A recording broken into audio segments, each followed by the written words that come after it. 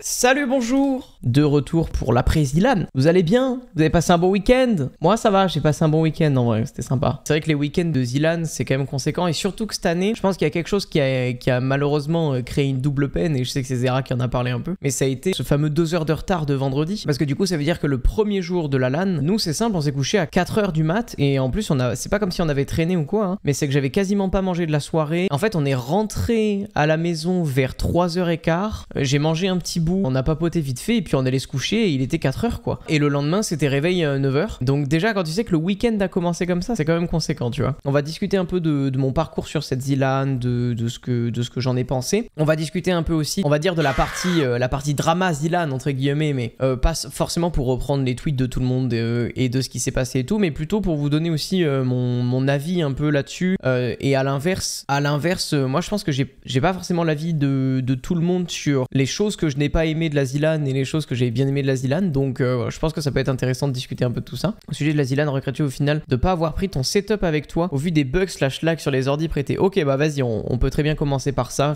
on peut très bien avancer avec vos petites questions et tout. C'est une question qui est très compliquée parce que si on parle uniquement d'un point de vue performance sur place, oui, je regrette très largement de pas avoir pris mon ordi. C'était très désagréable et honnêtement, personnellement en tout cas, je suis très déçu de ce qu'il en a été parce que du coup, pour être franc avec vous, c'était donc 400 balles pour un PC et 2 écrans pour 2 jours de gaming. On va pas se mentir que c'est quand même conséquent. Alors bien évidemment, tu payes pas uniquement le matériel en tant que tel puisque tu gagnes aussi une tranquillité d'esprit pour que ton ordi sur le trajet n'ait pas de problème. Tu gagnes aussi forcément une économie d'énergie parce que du coup, tu balades pas ton ordi, tu balades pas tes écrans de partout. Donc voilà, il y a plusieurs paramètres à prendre en compte qui vont dans ce prix-là. Mais c'est quand même... Alors j'espère ne pas être délu, malgré le fait que je sois streamer, c'est quand même un prix qui est conséquent. Et le truc, c'est que bah voilà, je pense que malheureusement, eux, ils ont des packages d'ordi qui proposent, etc. Mais se retrouver à ce que dans la LAN, il y ait un jeu qui soit très compliqué à jouer, puisque du coup, donc PUBG, en gros, moi de mon côté, c'était 50-60 FPS constants, et dès qu'il y avait une action importante, je descendais à 30-35. Et de toute façon, pour être honnête avec vous, et on peut très bien regarder ça aussi vite fait, j'ai re-regardé ma game de PUBG avec Heliodar, qui est vraiment un moment où je me dis, putain, heureusement que j'ai la tête froide, et heureusement que je suis pas le mec qui se plaint non plus de trop, etc. Parce que, et heureusement que je sais m'adapter, parce que c'était horrible. Vraiment, c'était horriblement injouable. Genre, j'ai fait des trucs dans ce game qui sont exceptionnels. Comme vous le savez, il y a eu cette étape 3 où je me retrouve en duo avec Heliodar pour une game de PUBG qui aujourd'hui aura marqué la légende, même si au final, elle n'a pas été énormément spec pendant le week-end, mais ça a été vu un petit peu quand même. Et donc, j'aimerais bien vous montrer certaines choses sur cette game qui prouvent exactement ce que je suis en train de dire. Donc là, par exemple, on est au plein cœur de Arena, notre spawn. Là, vous pouvez voir en haut à gauche que j'ai 80 FPS, 60 FPS, ça aussi de 20 FPS à droite à gauche. Voilà, si vous êtes curieux, vous avez mes FPS qui sont tout en haut à gauche et vous pouvez voir que déjà, dans une zone où il se passe pas grand chose, j'oscille entre 80 FPS grand maximum et 50. Ce qui, quand tu joues avec un écran 144 Hz, se ressent beaucoup. Alors il y a des gens en effet qui le ressentent pas, moi je vais pas partir dans les débats là-dedans. Il y a des gens qui le ressentent plus ou moins l'effet des FPS et de la fréquence d'affichage de vos écrans, mais moi personnellement je le ressens énormément. En sachant bien évidemment que mon jeu est en full low, quasiment en full low, distance d'affichage qui est en moyen parce que je joue beaucoup au sniper, donc je peux pas non plus me permettre d'avoir une distance d'affichage qui est claquée sa mère, tu vois. Et donc on se retrouve à prendre nos véhicules avec Heliodar. Il s'est passé cette dingue d'ailleurs qui était assez drôle, un Wreckfest. C'était la préparation pour Wreckfest. On avance avec Heliodar, donc là je vais pas mal passer parce que on se retrouve dans un premier bâtiment, on loot, machin, la zone évolue, on décide de reprendre nos véhicules et de prendre un autre spot qui est ce petit cabanon. Et donc on est à cet endroit là, il reste 62 personnes en vie sur, je crois 68 peut-être, quelque chose comme ça, je sais plus. Et on est trop bien, on est trop bien, on est sur un spot qui est vraiment pas mal dans cette game de PUBG. Donc là vous pouvez constater qu'à cet endroit là j'ai 65 FPS, qui est quasiment plus de 2 fois moins que ce que je devrais avoir normalement, hein, puisque moi avec mon PC de la maison, j'ai 144 constantes. Et donc là on est dans ce bat. Et donc là il se passe quoi? Il y a un véhicule à cet endroit là avec ces gens là. Je mets aucune balle de car. Alors point numéro 1 de pourquoi je mets aucune balle de car, parce que j'ai un peu la pression et tout, donc forcément mon aim elle est moins bonne, mais je vous garantis, essayez de mettre des balles de car à, je sais pas, il doit y avoir peut-être quoi, 200 mètres, 300 mètres de distance sur un mec qui est en train de bouger avec 49 FPS, bah c'est pas évident. Et là voilà, il se passe un truc de fou. Heliodar passe devant moi pour ressortir dehors et bam, en bas à gauche vous voyez, Heliodar se prend une énorme tête. Je raise Heliodar en mettant une smoke. Donc là, dans la smoke, en train de raise alors qu'il se passe rien du tout, donc j'ai 50 FPS. Et là, mesdames et messieurs, regardez quand même ce qui se passe. C'est que je sais à peu près où est mon bâtiment. Donc là, il y a la voiture. Ils vont avancer. Hein. Et là, regardez dans la smoke, quoi. Non, mais regardez l'image dans la smoke. C'est hallucinant. Et donc, du coup, là, je dis à Eliodar, ils vont nous push. Ils vont avancer, hein. Fais gaffe. Mais là, ouais, voilà, j'ai 40, quoi. 40 à tout casser. 42, 35. Ouais, et là, il y a un mec qui me rush. Mais regardez, regardez mon spray. Mort. Vraiment, moi dans ma tête, je me suis dit, j'ai tellement peu de FPS, donc je clique gauche et je mets ma souris vers le bas et je ne pense à rien d'autre, tu vois. Et ça passe, et tant mieux. Mais je peux vous garantir que cette action, c'est l'action qui définit notre game. Le reste, en réalité, on était juste mieux placé, on était juste mieux de manière générale, tu vois. Mais même là, quand je balance la smoke, j'ai 48 FPS, etc. Bon, bref. Alors, le but, c'est pas d'être en mode OMG, c'était horrible, etc. Mais c'est juste pour vous montrer quand même que je n'exagère pas vis-à-vis de ce truc-là. Les conditions sur PUBG étaient vraiment catastrophique et donc du coup en effet je suis super content d'avoir payé 400 balles sur mon week-end de 2 jours de PC pour jouer dans ces conditions là. Bah non, pas trop, tu vois. Mais le seul truc en fait par rapport, parce que la question de base pour les gens qui viennent peut-être d'arriver, c'est est-ce que je relouerai un PC ou pas. Et en fait bah le problème c'est que la réponse elle est très compliquée, tu vois, parce que le truc c'est que moi je suis en région parisienne, là la Zilan c'était à Montpellier, et ben je vais pas vous mentir que arriver sur un week-end qui est déjà extrêmement fatigant, où du coup t'as 7 heures de route à faire, puisque du coup si tu veux venir avec ton PC, honnêtement bon, alors oui il y a des solutions où tu peux prendre le train avec ton PC et tout, mais déjà rien qu'en prenant le train là avec mes périphes, j'étais quand même bien chargé, parce que forcément côté streamer, bah j'ai mon appareil photo, ma Go XLR, mes périphériques, un stream deck, bah tout ça prend de la place et tout ça c'est lourd, tu vois, donc j'avais déjà mon sac qui était quand même bien costaud, donc même si j'avais une très grande valise dans laquelle je mettais mon PC dedans et que je le trimballais avec ma valise, bah c'est un poste quoi. En fait, même moi je n'arrive pas à valider ce que j'en pense ou quoi. Oui, c'est un confort gigantesque de ne pas amener son PC et ses écrans, parce qu'il y a les écrans aussi. Donc oui, c'est un confort de fou, c'est indéniable. Genre vraiment, ça... Ah, j'ai bien... Ouais, mais Elio, hein, Elio qui met un full à... Et alors là, je sais même pas... Mort. Non mais regarde la gueule du full. Regarde la gueule du full. C'est cataclysmique. Putain, regarde... Je le dis, hein, ce kill, c'est 100% de la chatte. Non. Le peintre en bâtiment qui joue à PUBG, quoi. Jouer à PUBG, franchement, je vous mets tous au défi. Vous lancez une game de PUBG en duo avec un pote, là, en matchmaking, peu importe ce que vous voulez, et vous loquez votre jeu à 40 FPS. Même, allez, à 45, je vous donne un peu de marge. Loquez votre jeu et votre PC à 40 FPS, et vous me dites comment ça se passe, votre game. Genre, vraiment, je vous jure, essayez. En fait, la conclusion de tout ça, c'est que, même, moi-même, s'il y a une autre Zilan à Montpellier, je sais même pas ce que je ferai, en fait. Parce que c'est sûr que, comme je vous dis, dans un très long week-end comme ça, où je dois me taper 7 heures de route, enfin c'est déjà des week-ends qui sont tellement fatigants, qui coûtent cher aussi, parce que ça veut dire que oui, tu pourrais très bien avoir la solution de partir une journée en avance avec ton PC, où tu t'arrêtes au milieu de la France et que du coup tu prends une décision pour ton voyage, etc. Mais ça rajoute des frais aussi qui sont conséquents. Je vous rappelle qu'une Zilan là, et encore moi, bah du coup c'est Blounty qui a carry mon logement quoi, mais une Zilan, bah là avec la loc de PC, les frais sur place, etc. on est à 600-700 euros, donc si t'as le logement en plus, on est à plus de 1000 euros, facile hein. Alors c'est une Zilan tous les ans, on va pas se plaindre, tu vois, mais bon, c'est quand même conséquent, tu vois ce que je veux dire, genre... je sais pas si vous avez regardé cette game, hein, mais je pense que le vocal et la game, de manière générale, devaient être trop cool à suivre au moment où elle a été jouée. Enfin là, on la regarde en replay comme ça, mais... T'as une info d'un rocher qu'on peut prendre? Mais je sais pas si certains d'entre vous étaient sur le live au moment où cette game elle a été faite, et je serais preneur de votre ressenti. C'était vraiment une belle game de deux mecs qui collaborent de ouf ensemble, qui essayent de sauver le cul sans arrêt, qui pensent à l'autre, tu vois. Je trouve qu'il y avait ce truc, tu vois, moi je suis pas un très bon joueur de PUBG, hein, mais quand je joue avec un coéquipier, presque mon objectif numéro 1, c'est pas moi de faire une bonne game et de m'assurer de faire des kills, etc. C'est que mon collègue il soit content, tu vois. Et c'est un peu ce qu'on a essayé de faire, je pense, sur cette game de PUBG. J'ai vraiment adoré. Je dirais que de manière générale, l'ambiance entre joueurs à la Zilan est bonne, notamment sur LoL quand les joueurs semi-pro sont retrouvés avec des débutants. Alors oui, mais il y a quand même eu de sacrées dingueries, mais pas sur place. Plus après, il y a quand même eu des sacrées dingueries. On a vu des choses sur les réseaux qui sont malheureusement détestables et que perso clairement je condamne. Hein. Les réseaux, ah oui non, les réseaux, je parle de participants de la Zilan, je parle pas des gens, des spectateurs, tu vois. Moi je parle plus des participants en tant que tels de la Zilan et des propos qu'ils ont pu avoir sur mais on peut prendre les kills par contre, en vrai. Sur certaines certaines personnes. Les commentaires que certains bons joueurs de la ZLAN ont pu avoir avec leurs coéquipiers, où moi j'avoue je condamne de zinzin. En fait il y a beaucoup de gens qui l'oublient et il y a beaucoup de spectateurs qui l'oublient aussi. Là j'ai vu qu'il y a eu des débats de fous concernant le cash prize de la ZLAN, comme quoi il devrait pas y avoir de cash prize parce que du coup il y aurait moins de tryharders machin etc. Mais en fait pour moi la ZLAN depuis le day one, depuis la première ZLAN ça a toujours été comme ça, c'est-à-dire qu'il y a des gens qui décident de tryhard, il y a des gens qui décident de ne pas tryhard, il y a des gens qui décident de tryhard à moitié. Et tout ce petit monde là il collabore très bien en fait tu vois. Donc quand t'es en team avec des gens qui n'ont pas tryhard, c'est pas eux les connards sous prétexte qu'ils ont pas tryhard etc. Mais non c'est juste des gens qui apprécient la ZLAN de manière différente tu vois. Et ça faut le respecter et c'est comme ça. Et même si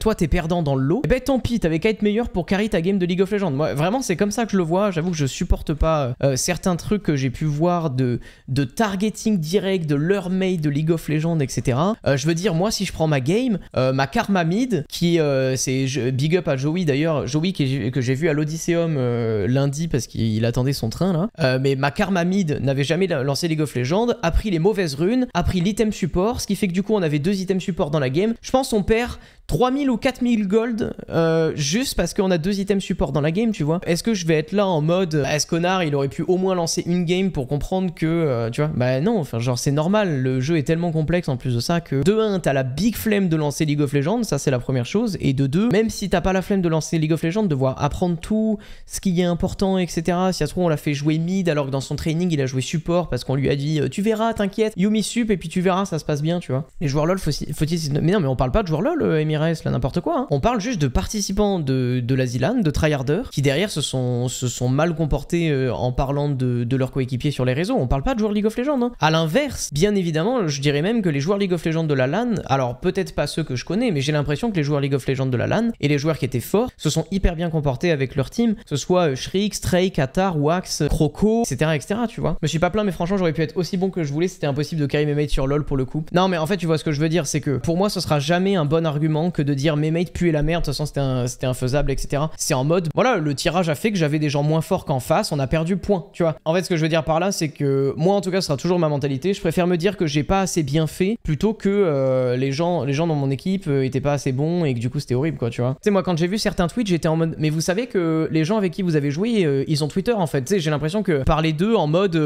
ils ont pas de réseaux sociaux, ils savent pas quitter et tout, et je suis en mode c'est pas respectable tu vois. En vrai ça va dans un espèce de grand débat global entre ce truc de il y a trop de tryharders à la ZLAN machin. Pour moi faut quand même prendre en considération que je pense que c'est l'une des ZLAN qui était les plus équilibrées parmi toutes les dernières. C'était quand même une ZLAN où il y avait beaucoup moins de chasseurs de tête comme ce qu'on a pu voir avant. Il y avait beaucoup de teams de streamers, il y avait beaucoup de streamers qu'on avait globalement jamais vu en ZLAN et qui sont retrouvés là. Donc je trouve que à l'inverse il y avait un équilibre qui était beaucoup plus fort entre les Omega tryharders et en vrai on l'a vu hein, dans les scrims de PUBG quand on arrivait à faire des games à 50 on était content tu vois. Donc ça, enfin je veux dire ça prouve bien qu'il y avait pas non plus 10 000 personnes qui étaient en Omega tryhard etc. Il y en avait pas tant. Il y en avait pas tant que ça hein. Je pense qu'on est peut-être une quarantaine, cinquantaine de joueurs méga tryharders sur 200 joueurs et du coup il y a des gens qui sont en mode la ZLAN est méga tryhard, s'il y avait pas de cash prize il y aurait pas autant de tryharders etc. Et j'ai du mal un peu avec tout ça. Je sais qu'il y a Zera qui s'est exprimé là-dessus en disant que il trouvait qu'il y avait quelque chose qui était bien avec la ZLAN, c'est que la ZLAN était jouée en 3 phases quoi. Un peu la première phase de tout le monde joue, il y a pas beaucoup d'enjeux, c'est énorme. La deuxième phase où les joueurs qui ont au moins un minimum lancé les jeux, bah du coup ils tirent un peu leur épingle du jeu pour rester un peu plus longtemps dans le upper bracket, qui est le samedi du coup. Et la troisième phase, là c'est la phase des tryharders, là c'est le top 8 et là c'est le moment où tu as envie de voir des joueurs qui sont méga chauds tu vois. Et en vrai c'est bien. Alors le truc c'est qu'il y a des tryharders qui atteignent pas ce top 8, c'est vrai. Mais tu vois moi typiquement c'est ce que j'ai dit à beaucoup de gens. En gros qu'est-ce que j'ai dit moi sur cette ZLAN? Donc pour récap vite fait de ce que j'ai dit sur cette ZLAN, j'ai dit que donc je fais top 12. Personnellement je suis déçu de faire top 12 parce que j'ai mis beaucoup d'investissement dans cette ZLAN et que moi il y a deux trucs, il y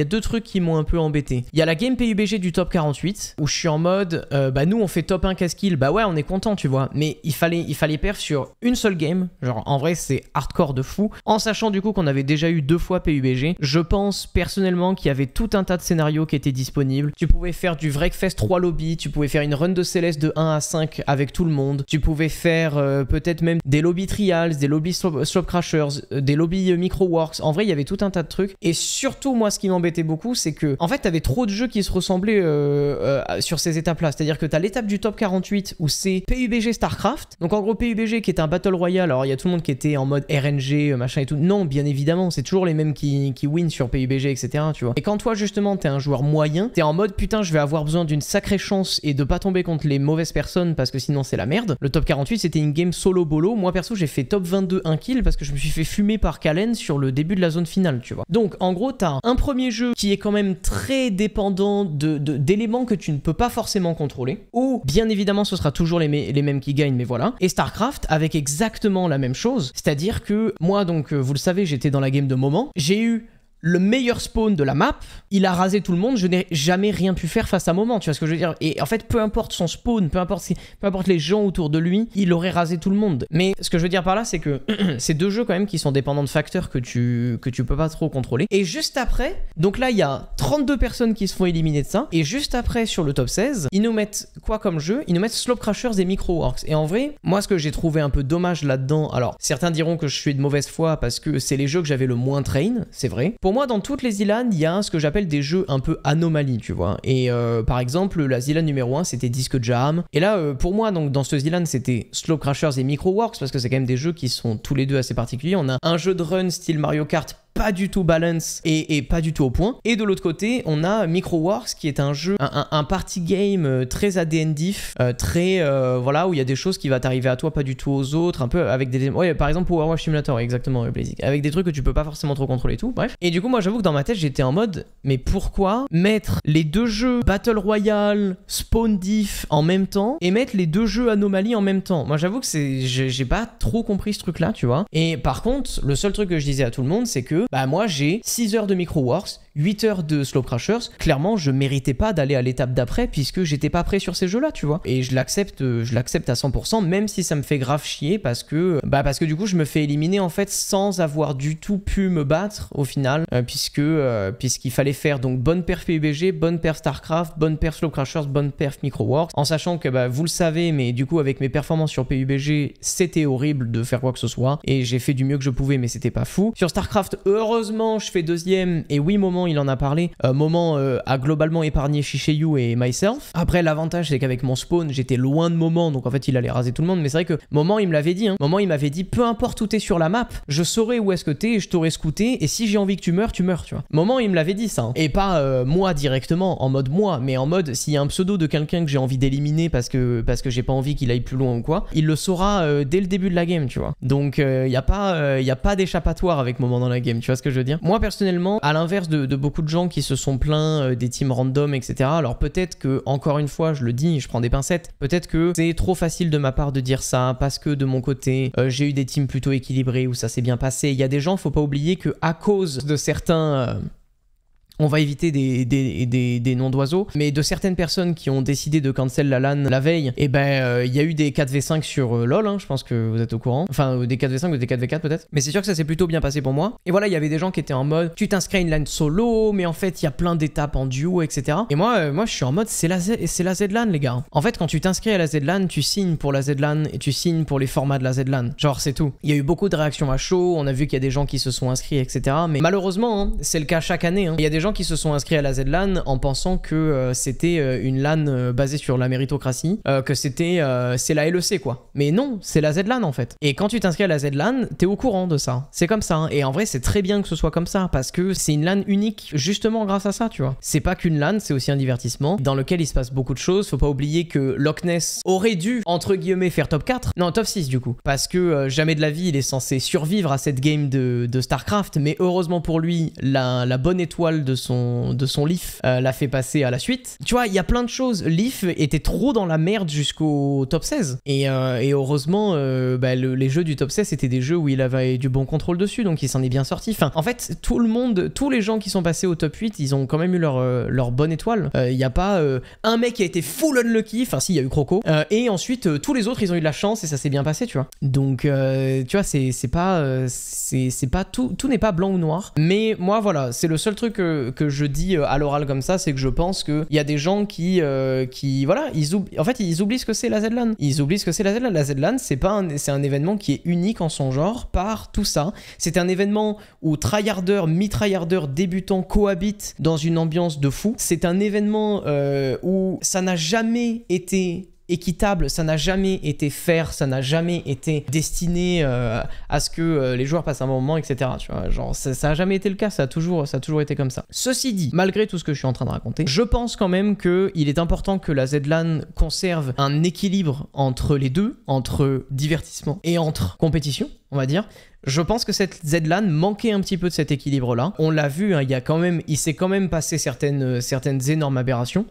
Enfin, je veux dire, un joueur comme Jimmy Boy qui fait partie des premiers éliminés, on n'a jamais vu ça de toutes les joueurs de la ZLAN, de toutes les éditions de la ZLAN. Je crois qu'on n'a jamais vu ça. Ça prouve bien quand même qu'il y a des éléments dans le format qui peut-être n'étaient pas parfaits à ce sujet. Donc, je sais pas trop si vous êtes d'accord. Je sais pas trop si vous êtes pas trop d'accord dans ce que je suis en train de dire. Moi, voilà, c'est un peu mon avis là-dessus. En fait, je suis en mode, c'est la ZLAN, c'est comme ça. Il y a des choses que tu contrôles pas, il y a des choses sur lesquelles tu dois t'adapter. Mais je pense que celle-ci manquait un tout petit peu d'équilibre entre les deux. J'ai vu qu'il y avait des désaccords de ouf aussi sur le fait que, voilà, il y a des gens qui se sont exprimés en disant j'ai perdu un mois de ma vie dans le training, etc., etc. Je pense que faut avoir un discours un peu nuancé là-dessus, tu vois, parce que, pareil, j'ai pu lire aussi certains trucs de vous devriez comprendre que ce n'est pas normal de mettre autant d'investissement dans un événement. Ça aussi, je suis pas trop d'accord, tu vois, parce que j'ai tout le respect pour les gens qui décident d'aller à la ZLAN sans s'entraîner. Je suis en mode, bah pourquoi pas, vous faites ce que vous voulez, tu vois. Mais je pense qu'aussi, il y a des gens où ils voient la ZLAN comme un challenge, où ils ont envie de faire,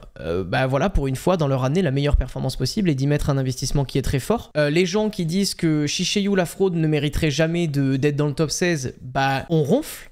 Qui dit aussi que mettre autant d'investissement dans un événement, ça devrait pas être normal. Bah, perso, je ronfle aussi en fait, parce que pourquoi il y a des gens qui n'auraient pas le droit de se mettre ce challenge-là, de se dire vas-y, aujourd'hui, j'ai envie de donner toutes mes chances pour faire le meilleur résultat possible. Et tout ça pour dire que bah moi aussi, je fais partie de ces gens-là sur cette ZLAN. Je pense que c'est la ZLAN que j'ai le plus train de ma vie. C'est la ZLAN où j'ai le plus sacrifié mon stream parce que il y avait une perte de performance qui était énorme sur le fait de streamer. Je trouve que les jeux étaient très difficiles à streamer aussi. Les jeux vous ont intéressé de moins en moins au fur et à mesure de la ZLAN. Et le truc, c'est que voilà, moi, les 2 dernières semaines de training, j'ai train de 10h à minuit, tous les jours. Et j'avais envie de faire ça, tu vois. J'avais envie de faire ça, j'avais envie de mettre cet investissement-là parce que j'avais envie de faire la meilleure performance possible. Et en vrai, bah, ma performance finale, j'ai pas senti qu'à la fin de ma ZLAN, j'avais fait la performance que j'aurais dû faire avec mon entraînement, entre guillemets. Et ça veut pas dire que c'est pas de ma faute, tu vois. À l'inverse, justement, c'est ce que j'allais dire juste ensuite, c'est que en vrai, mon entraînement, il était très intense, mais je pense qu'il était très mal dirigé. Il y a plein d'éléments que j'aurais pas dû m'entraîner de cette manière-là. Je pense qu'il y a des choses que j'aurais dû mieux cibler, etc. Je voulais vous faire part de quelque chose que je ressentais et d'avoir votre avis un peu là-dessus. Mais du coup, si vous vous souvenez bien, jusqu'au top 48, Kalen et moi-même, on était globalement top 1 ex aequo, hein. Une fois qu'on était au top 48, on avait 5 points d'écart, Kalen et moi-même. En vrai, bah voilà, la ZLAN n'est pas fait pour servir aux méritants, entre guillemets. Mais quelque chose qui m'a un petit peu étonné, c'est qu'il y ait un full reset à partir du top 48 quand le lower bracket est remonté, parce que vraiment, ça veut dire que nous, du début de la ZLAN jusqu'au top 48, avec tout ce qui s'est passé, avec tous les problèmes, avec les trucs RNG de zinzin, des gens qui ont eu, des gens qui se sont fait éliminer, etc. Nous, on est top 1 ex aequo et on n'a rien. Et moi, ce que j'aurais proposé là-dedans, c'est que tu aurais pu faire quelque chose, c'est que un jeu du top 48 que tu gagnes, ça donnait 200 points. Je pense que ça aurait pu être legit que le top 10 soit récompensé de 100 points, 90, 80, 70, 60, 50, machin, histoire d'avoir un minimum de coussins d'avantage pour la LAN que tu viens de faire juste avant, tu vois. Je pense qu'il y a tout un tas d'arguments qui seraient en mode bah non, la ZLAN c'est pas ça, c'est pas fait pour récompenser les gens qui font des bonnes performances, etc. Mais moi j'avoue que du coup, en fait une fois que je me suis fait éliminer, j'étais en mode ah ouais ok, bah du coup j'ai fait une LAN de fou et en fait je me fais éliminer sur mes 2 pires jeux comme ça et c'est fini quoi, en gros. Et c'est un peu comme ça que je l'ai ressenti. Et comme je dis, voilà, en fait c'est un ressenti personnel, c'est pas en mode est-ce que vraiment la ZLAN devrait changer par rapport à ça. C'est un ressenti personnel. Voilà.